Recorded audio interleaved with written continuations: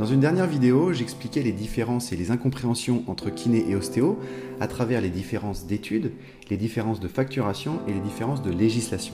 Au sein du chapitre législation, je parlais de la pub ou de la communication. Dans cette vidéo, je voudrais vous donner mon avis sur le droit au kiné de faire de la pub.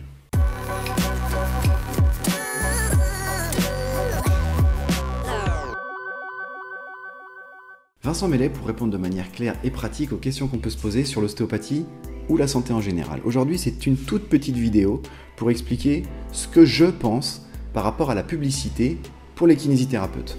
Il y a un vrai débat. Est-ce qu'on aimerait avoir le droit de faire de la pub ou est-ce qu'on n'aimerait pas avoir le droit de faire de la pub?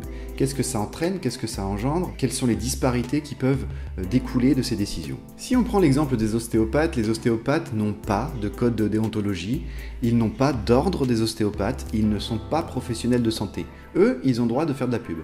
Ils ont le droit de faire de la communication. On appelle ça comme on veut.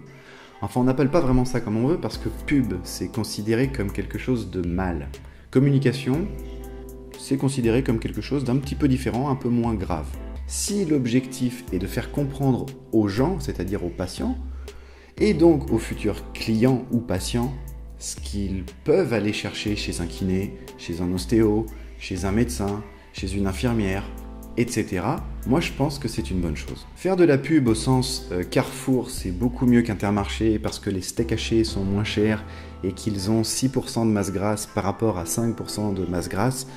Non, ça pour moi c'est pas bon. En revanche, qu'un kiné ait l'interdiction de communiquer publiquement tous ses champs d'action, c'est-à-dire que personne ne puisse être au courant qu'un kiné fait tous les âges, de la neurologie, de l'orthopédie, qu'il peut prescrire du matériel, des rééducations respiratoires, qui fait de la réhabilitation, qui peut faire de la sophrologie, qui peut faire du coaching sportif, il y a une infinité de choses qu'un kiné peut faire. Il y a une infinité de choses qu'un kiné sait faire. Et moi je pense que le fait que les gens ne puissent pas être au courant de ce que tous les kinés savent faire, ça entraîne des incompréhensions, ça entraîne aussi des frustrations pour les praticiens, et je pense pas que ce soit la bonne voie. C'est en restant cachés derrière leur plaque kinésithérapeute, c'est la seule chose qu'ils ont le droit de faire, que les massages sont partis vers les esthéticiens et les esthéticiennes, que la sophrologie ou tout ce qui est approche psychocorporelle a été balayé vers d'autres professions, que les coachs sportifs, aussi super, aussi forts, aussi compétents soient-ils, ont récupéré toute la partie réhabilitation ou réathlétisation du kiné. Bref, toutes les connaissances des kinés ont été, pas volées, mais se sont dispersées, tout simplement parce que les coachs, les esthéticiens, etc., qui font du très bon travail, ce n'est pas le sujet, eh bien eux, ils ont le droit de dire ce qu'ils font. Ils ont le droit d'informer la population de ce qu'ils savent faire. Tout ça pour dire que la dichotomie entre la santé, c'est noble, et le commerce, c'est mal, moi je n'ai jamais réussi à coller à ce propos.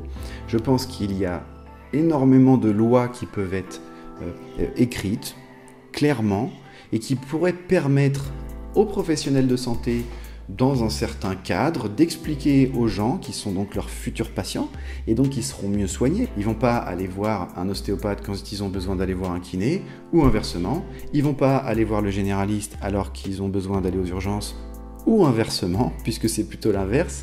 Enfin, dans tous les cas, je pense que d'informer la population, c'est quand même la première chose à faire pour que, justement, cette population soit au courant de qui fait quoi pour être le mieux soigné possible. Pour conclure, dans tous les cas, le droit à la communication ou le droit à la pub n'est absolument pas uniforme selon les professions.